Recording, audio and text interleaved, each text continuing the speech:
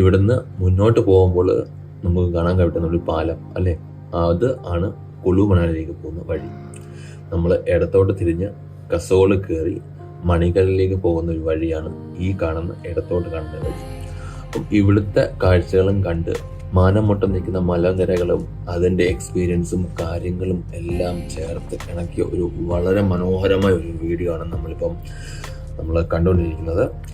അപ്പം അതിൻ്റെ വിശേഷങ്ങളും കാര്യങ്ങളിലേക്കൊക്കെ നമ്മൾ വീഡിയോ എക്സ്പീരിയൻസ് ചെയ്ത് മുമ്പോട്ട് പോകുന്നതായിരിക്കും.